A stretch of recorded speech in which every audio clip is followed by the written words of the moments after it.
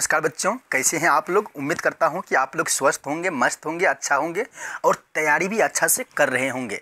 तो आइए आप लोगों के सामने आज बिहार बोर्ड 2026 में जो मेरे प्यारे प्यारे विद्यार्थी जी एग्ज़ाम देने वाले हैं, सभी बच्चों के लिए मैं हिस्ट्री का क्लास 10 हिस्ट्री का, जिसे हम इतिहास के नाम से जानते हैं, और चैप्टर नंबर पहला है। और पहला चैप्टर में यूरोप में राष्ट्रवाद है। ठीक, यूरोप में राष्ट्रवाद। ठीक है, और इस पहला चैप्टर से यानी कि 2011 से लेकर के 2025 तक जो भी प्रश्न बिहार बोर्ड द्वारा पूछा गया है, सारा प्रश्न को इस वीडियो में, इस क्लास में कवर किए हैं बाबू। ठीक है, और ये डे नंबर 1 है हिस्ट्री का, ये डे नंबर 1 है हिस्ट्री का। ठीक है, तो आप लोग इस वीडियो में जुड़ जाइए और इस वीडियो के माध्यम से आप टेस्ट लगाइए। आप इस प्रश्न को देखिए। अगर आप इस प्रश्न को देख लेते हैं तो दोबारा कहीं जाने की ज़रूरत नहीं है। तो आइए हम लोग क्लास को स्टार्ट करते हैं। ठीक, हाँ, एक बात और कि प्रश्न का जवाब मिलने से पहले आप लोग जवाब जरूर दीजिएगा, ताकि हमें यह पता चलेगा कि नहीं, आप लोगों का जवाब कितना सुंदर है, कितना अच्छा है। ठीक, तो चलिए आगे चलते हैं, समय को ना बर्बाद करते हुए आगे हम लोग बढ़ते हैं। आइए, कुछ मोटिवेशनल है, हम लोग सुन लेते हैं। ठीक, लिखा हुआ है, एक मिनट रुक जाइए थोड़ा सा। लिखा हुआ है, कहाँ जाए, लिखा हुआ जुनून होना चाहिए कामयाबी के लिए, जुनून होना चाहिए कामयाबी के लिए, सोच तो हर कोई लेता है। बाबू सोचे, क्या कहना है इसका। अगर कामयाबी पाना है तो अंदर में जुनून होना चाहिए। अरे सोचने की क्या बात है, सोच तो हर इंसान लेता है, बोल तो हर इंसान लेता है, मुंह दिया है भगवान, कुछ भी बोल लेता है, लेकिन जुनून होना चाहिए। जब कामयाबी पाना है तो क्या होना चाहिए, जुनून होना चाहिए। तो आइए हम देखते हैं कि किसका किसका जवाब सही आ रहा है। तो चलिए, पहला प्रश्न आपके सामने है। लीजिए, पहला प्रश्न है। देखिए, बहुत छोटा सा वीडियो होगा, इसलिए आप लोग इस वीडियो को अंतिम तक जरूर देखें। ऑल सब्जेक्ट का तैयारी करवाया जाएगा। ठीक, तो चलिए बाबू, पहला प्रश्न आपके सामने चला गया है। आप लोग देखिए और पढ़िए प्रश्न को और इसका जवाब दीजिए। लिखा हुआ है, इटली एवं जर्मनी वर्तमान में किस महादेश के अंतर्गत आते हैं। बताइए आप लोग जल्दी में बताइए। तो आप लोगों को याद रखना है, 4 ऑप्शन है ना, तो आप लोगों को याद रखना है कि यूरोप यानी कि इटली एवं जर्मनी वर्तमान में किस महादेश के अंतर्गत आते हैं। तो आपको याद रखना है यूरोप महादेश के। ठीक, ऑप्शन नंबर बी। ठीक, आपको याद रखना है। चलिए, 2 नंबर प्रश्न है आपका। देखिए, आपका 2 नंबर प्रश्न है। लिखा हुआ है, फ्रांस में किस शासक वंश की पुनर्स्थापना वियना कांग्रेस द्वारा की गई थी। तो आपको याद रखना है, आपका ऑप्शन नंबर हो जाएगा। पहले आप लोग बताइए। चलिए, आपका ऑप्शन नंबर है बी। जो भी बच्चे बी चुने हैं ना, सबका सही है, बुर्बो वंश। ठीक, चलिए, आपको याद रखना है सारा प्रश्न का ऑप्शन। ठीक, आंसर याद रखना है। ठीक है, ऑप्शन नहीं, आंसर को याद रखना है। ठीक, चलिए, मेजनीन का संबंध किस संगठन से था। मेजनीन का संबंध किस संगठन से था। आपको याद रखना है कार्बोनरी संगठन से था। ऑप्शन नंबर सी हो जाएगा, आप लोग याद रखिएगा। ठीक, चलिए, अगला प्रश्न है। 4 नंबर प्रश्न आपके सामने है। देखिए बाबू, 4 नंबर प्रश्न आपके सामने है। इटली एवं जर्मनी के एकीकरण के विरोध निम्नलिखित में से कौन था। यानी कि इटली एवं जर्मनी का जो एकीकरण हो रहा था, इसका विरोध में कौन था खड़ा। बताइए तो, इसका विरोध में कौन था। तो आपको याद रखना है, आपका ऑप्शन नंबर हो जाएगा सी, यानी कि ऑस्ट्रेलिया खड़ा था। टाइपिंग में थोड़ा सा मिस्टेक है, कोई बात नहीं है। ठीक, आप लोग भाव को समझिए, ऑस्ट्रेलिया था विरोध में खड़ा, ताकि इटली एवं जर्मनी का एकीकरण न हो। चलिए बाबू, 5 नंबर का प्रश्न है आपके सामने। लीजिए, पढ़िए प्रश्न को। आप लोग पहले पढ़िए प्रश्न को। अगर ये सारे प्रश्न को आप अगर देख लेते हैं तो आपको कहीं जाने की जरूरत नहीं है, यहीं से। क्योंकि थंबनेल पर देखिए, सच बता रहा हूं बाबू, थंबनेल पर देखिए, 2011 से लेकर के 2025 तक का इस चैप्टर से जो भी प्रश्न पूछा गया है बिहार बोर्ड द्वारा, सारा प्रश्न इस वीडियो में कवर किया हुआ है। देखिए, 5वां क्वेश्चन है आपके सामने कि काउंट काबूर को विक्टर इमैनुअल ने किस पद पर नियुक्त किया? बताइए, आप लोगों को पता होगा। ठीक सर, प्रधानमंत्री के पद पर ये नियुक्त किया। ऑप्शन नंबर ए, ऑप्शन नंबर ए। ठीक चलिए, 6 नंबर प्रश्न आपके सामने है, लीजिए 6 नंबर प्रश्न। 1 मिनट रुक जाइए बाबू। 6 नंबर प्रश्न है, गैरीबाल्डी पैसे से क्या था? बताइए जल्दी, गैरीबाल्डी पैसे से क्या था? तो आपको याद रखना है नाविक। क्या? नाविक। ठीक, आप लोग जरूर टेस्ट लगाइए, जो भी पढ़े हैं ना टेस्ट जरूर लगाइए। चलिए, अगला प्रश्न है आपके सामने कि जर्मन राइन राज का निर्माण किसने किया था? जर्मन राइन राज का निर्माण किसने किया था? तो आपको याद रखना है कि जर्मन राइन राज का निर्माण जो है ना, नेपोलियन बोनापार्ट ने किया था। ऑप्शन नंबर क्या हो जाएगा बाबू? बी हो जाएगा, याद रखिएगा। ठीक चलिए बाबू, 8 नंबर प्रश्न है आपके सामने। देखिए 8 नंबर प्रश्न आपके सामने आ गया है कि जालवेरिन एक संस्था थी। जालवेरिन एक संस्था थी, किसका संस्था था ये? तो आपको याद रखना है व्यापारियों का संस्था था ये। किसका संस्था था? व्यापारियों का संस्था था। और व्यापारियों के संस्था को क्या कहते हैं? तो जालवेरिन कहते हैं। ठीक, आप लोगों को याद रखना है। चलिए 9 नंबर प्रश्न लीजिए आपका, बताइए जल्दी फटाफट। ठीक, समय नहीं है, जल्दी बताइएगा बाबू। रक्त एवं लौह की नीति का अवलंबन किसने किया था? रक्त एवं लौह की नीति का अवलंबन किसने किया था? 9 नंबर प्रश्न है मेरे प्यारे बाबू, बताओगे तो आपका ऑप्शन होगा ऑप्शन नंबर सी, यानी कि बिस्मार्क ने किया था। कौन किया था बाबू? बिस्मार्क ने किया था। ठीक, एकदम 100% सही आंसर मिलेगा बाबू, भागिएगा कहीं मत। 100% बिल्कुल आंसर मिलेगा। ठीक, गलत रॉन्ग आंसर नहीं दिया जा रहा है इस चैनल के माध्यम से। फ्रैंकफर्ट की संधि कब हुई थी? बताइए तो, फ्रैंकफर्ट की संधि कब हुई थी? तो आपको याद रखना है 1871 में। ऑप्शन नंबर बी हो जाएगा आपका सही जवाब। चलिए 11 नंबर प्रश्न आपके सामने है, पढ़िए आप लोग भी प्रश्न को पढ़िए। यूरोप वासियों के लिए किस देश का साहित्य एवं ज्ञान विज्ञान प्रेरणा स्रोत रहा? बताइए तो, यूरोप वासियों के लिए किस देश का साहित्य एवं ज्ञान विज्ञान प्रेरणा स्रोत रहा? तो आपको याद रखना है 11 नंबर प्रश्न का ऑप्शन हो जाएगा बी, यानी कि यूनान। ऑप्शन नंबर क्या हो जाएगा बाबू? बी हो जाएगा, यूनान। ठीक, चलिए 12 नंबर प्रश्न आपके सामने है। देखिए 12 नंबर प्रश्न कहता है कि 1829 ईस्वी की एड्रियानोपुल की संधि किस देश के साथ हुई? बताइए तो, किस देश के साथ हुई? 1829 ईस्वी की एड्रियानोपुल की संधि किस देश के साथ हुई थी? तो आपको याद रखना है ऑप्शन नंबर आपका हो जाएगा, क्या पता है? ए, यानी कि यूनान के साथ हुआ था। ऑप्शन नंबर ए। ठीक, चलिए अच्छा, क्वेश्चन ऐसे भी पूछ सकता है कि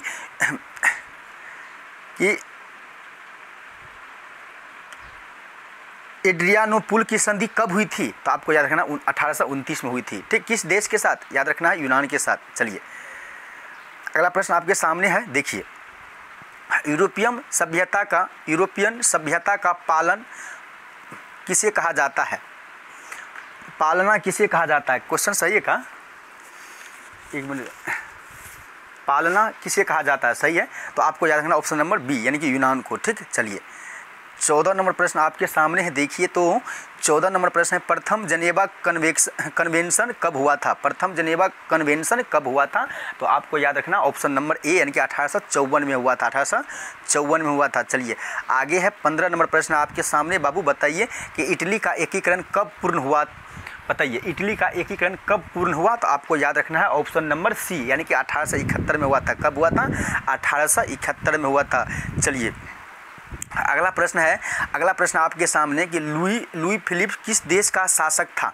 बताइए लुई फिलिप किस देश का शासक था? आप लोग जल्दी में बताइए। तो आप लोगों को याद रखना है फ्रांस। Option number B. कहाँ का शासक था ये? कहाँ का राजा था ये? तो आपको याद रखना है फ्रांस का था। चलिए 17 नंबर प्रश्न आपके सामने है मेरे प्यारे बच्चों, बताइएगा हो।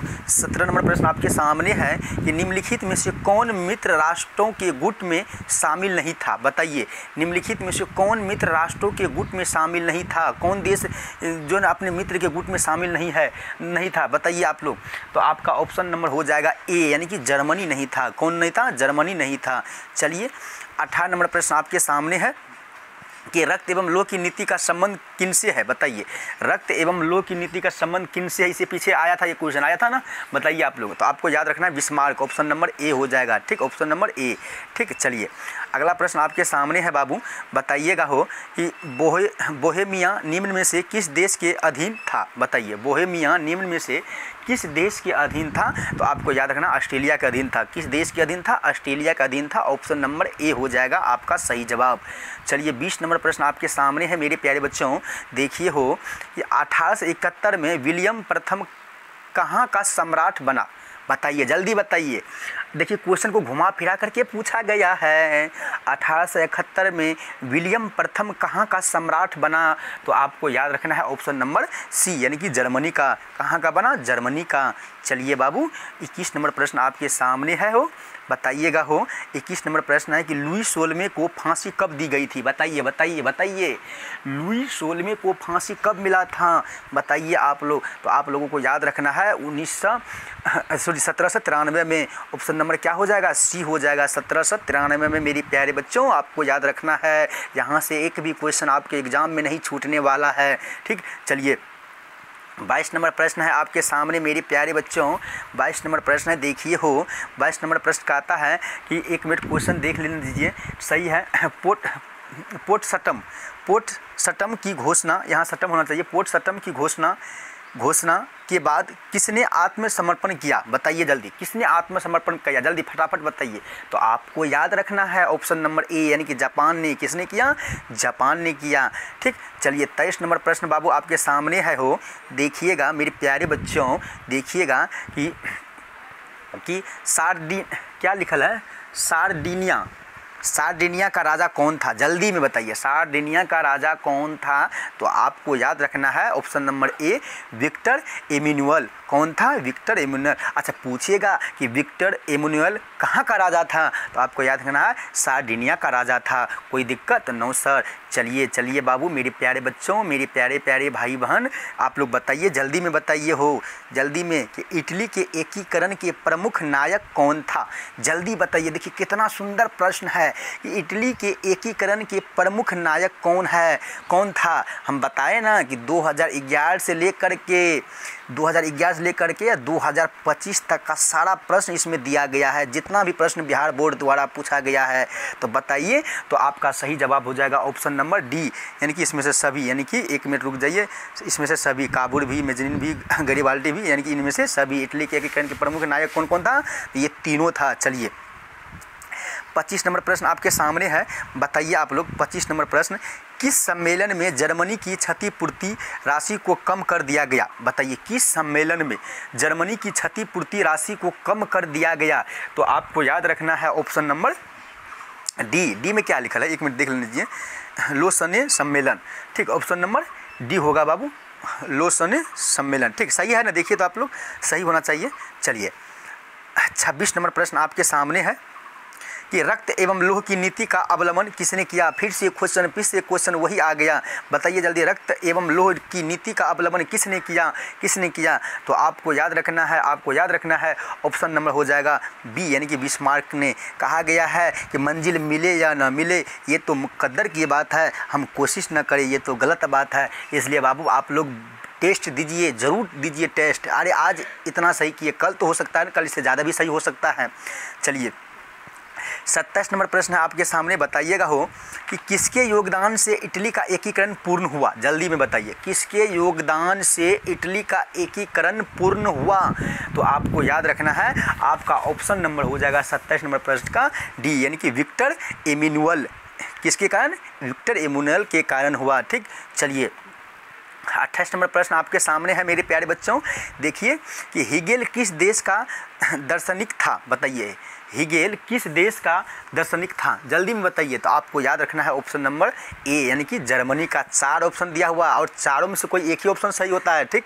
चलिए ऑप्शन नंबर ए याद रखिएगा आप लोग, ठीक। चलिए अगला प्रश्न आपके सामने है, देखिए दिखा दीजिए आप लोग एसओसी का पावर, दिखा दीजिए आप लोग एसओसी का पावर, ठीक, कि एसओसी में कितना पावर है, ठीक। दिखाइए मेरे प्यारे प्यारे बच्चों, बताइए इसका जवाब क्या होगा। आप लोग दिखा दीजिए एसओसी का पावर, ठीक। लिखा हुआ है कि जर्मन राइन राज का निर्माण किसने किया था? बताइए जल्दी, जर्मन राइन राज का निर्माण किसने किया था?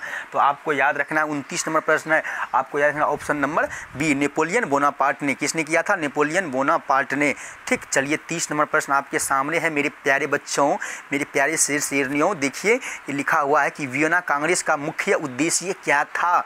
वियना कांग्रेस का मुख्य उद्देश्य क्या था? तो आपको याद रखना है 30 नंबर प्रश्न आपको याद रखना है ऑप्शन नंबर सी, यानी कि राजतंत्र का पुनर्स्थापित करना। ऑप्शन नंबर क्या होगा मेरे प्यारे बच्चों, बताओगे? सर ऑप्शन नंबर सी होगा। चलिए लीजिए अगला प्रश्न लीजिए आप लोग। 31 नंबर प्रश्न आपके सामने है, बताइए फटाफट बताइए इसका आंसर क्या होगा। ठीक, कहाँ रखे इसको, कहाँ रखे? चलिए यहाँ रख दिए, बताइएगा। लिखा हुआ है कि फ्रांसीसी क्रांति कब हुई थी? वाह कितना सुंदर प्रश्न है, कितना सुंदर नज़ारा है, बताइए जल्दी। फ्रांसीसी क्रांति कब हुई थी? तो आपको याद रखना है, 1800। ऑप्शन कहाँ है जी? फ्रांसीसी क्रांति कब हुई थी? 1789। क्या है ये? बी होना चाहिए ना, ये 1789 होगा क्या? देखिए तो आप लोग बताइएगा कमेंट बॉक्स में, लेकिन हमारे अंदाज से 1889 होना चाहिए, 1889 होना चाहिए। अब क्या कहाँ परेशानी है? ठीक, देखिए आप लोग, ठीक देखिएगा तो 31 नंबर प्रश्न का जवाब आप लोग जरूर दीजिएगा कमेंट में, ज़रूर बताइएगा। ठीक, देखिए तो क्या ये 1789 होगा या 1889 होगा? ठीक, देख सकते हैं आप लोग। चलिए 32 नंबर प्रश्न आपके सामने है मेरे प्यारे बच्चों, मेरे भाइयों और बहनों। देखिए आप लोग जल्दी से कि मेजनीन का संबंध किस संगठन से था? मेजनीन का संबंध किस संगठन से था? फिर वही क्वेश्चन। तो आपको याद रखना है कार्बोनरी से। कार्बोनरी से किस संगठन से था? कार्बोनरी से। ठीक चलिए 33 नंबर प्रश्न आपके सामने है। देखिए 33 नंबर प्रश्न आपके सामने है कि राष्ट्रीय आंदोलन का केंद्र जेना विश्वविद्यालय कहाँ स्थित है? जल्दी बताइए, राष्ट्रीय आंदोलन का केंद्र कौन सा विश्वविद्यालय? जेना विश्वविद्यालय कहाँ स्थित है? जल्दी बताइए, ये कहाँ पे है? जल्दी बताइए। तो आपको याद रखना है ऑप्शन नंबर आपका हो जाएगा बी, यानी कि जर्मनी में। कहाँ पे है ये जेना विश्वविद्यालय, कहाँ स्थित है? जर्मनी में है। ठीक, चलिए 34 नंबर प्रश्न आपके सामने है, लीजिए। लिखा हुआ है कि कोसुथ, क्या सही है? कोसुथ का संबंध किस देश से है? वाह कितना सुंदर प्यारा प्रश्न है कि कोसुथ का संबंध किस देश से है? तो आपको याद रखना है बाबू ऑप्शन नंबर डी, यानी कि हंगरी से है। ये कहाँ से है?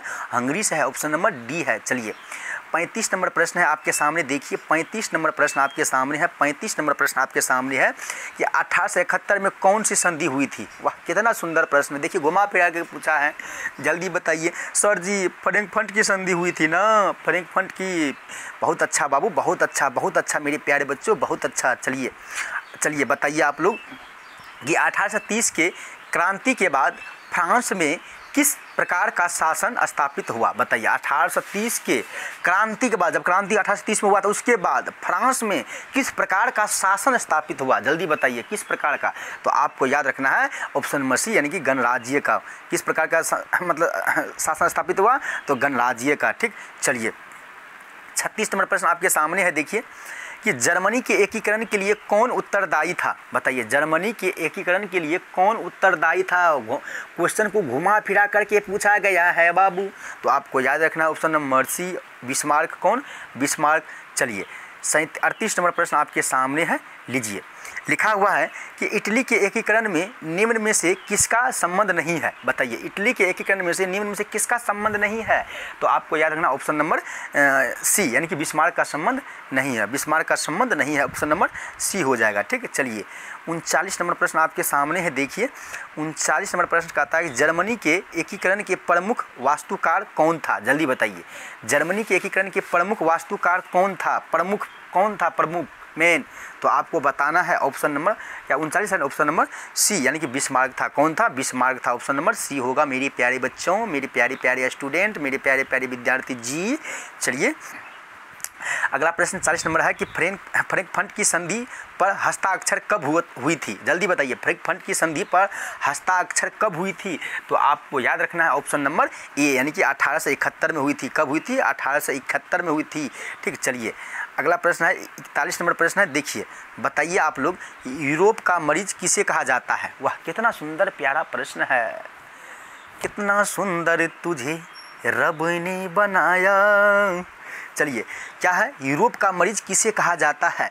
तो आपको याद रखना है किसको किसको किसको? सर तुर्की को। किसको? तुर्की को। ऑप्शन नंबर ए याद रखना है आप लोगों को। ठीक, चलिए 42 नंबर प्रश्न आपके सामने है बाबू, पढ़िए प्रश्न को। 42 नंबर प्रश्न आपके सामने है, यंग यूरोप का संस्थापक कौन था? जल्दी बताइए यंग यूरोप का संस्थापक कौन था? तो आपको याद रखना है मेजनी। कौन था? मेजनी। ऑप्शन नंबर ए है, ऑप्शन नंबर ए याद रखना है। 43 नंबर प्रश्न आपके सामने है, देखिए कि टीपू सुल्तान कहाँ के शासक थे? टीपू सुल्तान कहाँ के शासक थे? जल्दी बताइए। तो आपको याद रखना है मैसूर के। कहाँ के शासक थे? मैसूर के। कहाँ के शासक थे? मैसूर के। चलिए 44 नंबर प्रश्न देखिए आपके सामने है। 44 नंबर प्रश्न कि किस युद्ध के बाद जर्मनी का एकीकरण हुआ? किस युद्ध के बाद जर्मनी का एकीकरण हुआ? जल्दी बताइए। तो आपको याद रखना है परसा फ्रांस के युद्ध के बाद। परसा और फ्रांस के युद्ध के बाद किसका एकीकरण हुआ? जर्मनी का, मतलब कि जर्मनी का एकीकरण हुआ। ठीक है, चलिए अगला प्रश्न देखते हैं। 45 नंबर प्रश्न देखिए, पढ़िए प्रश्न को, आप लोग जल्दी जवाब दीजिए मेरे प्यारे बच्चों, मेरे प्यारे प्यारे विद्यार्थी जी। बताइए आप लोग, सन 1870 में फ्रांस और परसा के बीच युद्ध कहाँ हुआ था? जल्दी बताइए, आंसर आंसर आंसर जल्दी बताइए कि सन 1870 में फ्रांस और परसा के बीच युद्ध कहाँ हुआ था? 45 नंबर प्रश्न है, तो आपको याद रखना है सेडोन में। कहाँ हुआ था? सेडोन में। ऑप्शन नंबर क्या हो जाएगा? ऑप्शन नंबर क्या हो जाएगा? ए। ये आपको याद रखना है, ए नंबर। ठीक, चलिए बाबू 46 नंबर प्रश्न आपके सामने है। आप लोग बताओगे कि वियना सम्मेलन कब हुआ था?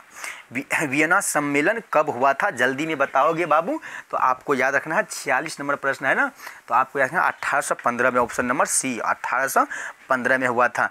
ठीक, चलिए अगला प्रश्न है 47 नंबर प्रश्न है। देखिए आप लोग कि जालबेरिन का संबंध किनसे था? जल्दी बताइए, फिर से वही प्रश्न, जालबेरिन का संबंध किनसे था? तो आपको याद रखना है, याद रखना है व्यापारियों से था। सर आप बताइए क्या घूम रहा है? व्यापारियों से था। किससे है? व्यापारियों से। ठीक, चलिए 48 नंबर प्रश्न आपके सामने है मेरे प्यारे बच्चों। देखिए कि जनेवा संधि कब हुई थी? फिर से वही प्रश्न। देखिए इसका मतलब है 2011 से लेकर के 2025 तक का प्रश्न है ना, ग्राफ क्या करके पूछा है ना। यस सर, कि जनेवा संधि कब हुई थी? तो आपको याद रखना है ऑप्शन नंबर ए, 1954 में हुई थी। ठीक, अच्छा पूछेगा 1954 में कौन सी संधि हुई थी? तो जनेवा संधि हुई थी। चलिए बाबू, चलिए मेरे प्यारे बच्चों, चलिए क्या हो गया? ये क्या हो गया? एक मिनट। ओहो 48 ही प्रश्न था। तो चलिए हम लोग 48 प्रश्न को देखे हैं बहुत कम समय में ही। ठीक, आप लोग इस वीडियो को पूरा वॉच करें। ठीक, अगर आप इस वीडियो को देख लेते हैं ना, तो यहाँ से आपके एग्ज़ाम में 2026 का जो एग्ज़ाम होने वाला है, तो यहाँ से आपके एग्ज़ाम में 2026 में एक भी प्रश्न नहीं छूटने वाला है। किस चैप्टर से? किस चैप्टर से सर? किस चैप्टर से? मतलब कौन सा सब्जेक्ट से सर? हिस्ट्री से। और हिस्ट्री में कौन सा चैप्टर सर? हिस्ट्री में पहला चैप्टर से। जो चैप्टर का नाम क्या है? चैप्टर का नाम क्या है? जल्दी बताओ, जल्दी बताओ सर। यूरोप में राष्ट्रवाद, यूरोप में राष्ट्रवाद। ठीक, चलिए बाबू अब बताइए, हम लोग 48 प्रश्न को देखे हैं। एकदम खास ये प्रश्न है, बहुत ही इम्पोर्टेंट प्रश्न है। ठीक, तो आप लोग बताइए कि आप लोग 48 प्रश्न में से कितना प्रश्न को सही किए हैं? ये बात आप लोग ज़रूर कमेंट बॉक्स में लिखिएगा। आप जहाँ से भी वीडियो देख रहे हैं कोई दिक्कत नहीं है, लेकिन आप लोग ये बात ज़रूर लिखिएगा सर 48 में हम लोग इतना सही किए हैं, अगर आप लोग पहले से जानते थे तो। ठीक है, तो बताइए बाबू आज का क्लास कैसा लगा? अच्छा लगा?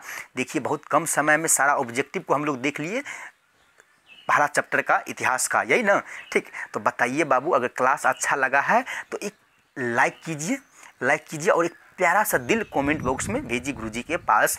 ठीक, तो चलिए अब मिलते हैं नेक्स्ट वीडियो में। ठीक, इसी तरह आप लोगों के लिए ऑब्जेक्टिव और सब्जेक्टिव लाता रहूँगा। अब इसके बाद नेक्स्ट होने वाला है पहला चैप्टर का हिस्ट्री का सब्जेक्टिव। कौन सा सब्जेक्टिव? एकदम सब्जेक्टिव कौन सा 2011 से लेकर के 2025 तक का सारा ऑब्जेक्टिव कवर करेंगे हम लोग। ठीक, तो इसलिए बाबू इस चैनल को अभी तक कोई भी बच्चे सब्सक्राइब नहीं किए हैं, ऐसा कोई बच्चे हैं तो कृपया करके आप लोग सब्सक्राइब कर लीजिए। ठीक, तो चलिए मिलते हैं नेक्स्ट वीडियो में, तब तक के लिए जय हिंद, जय भारत।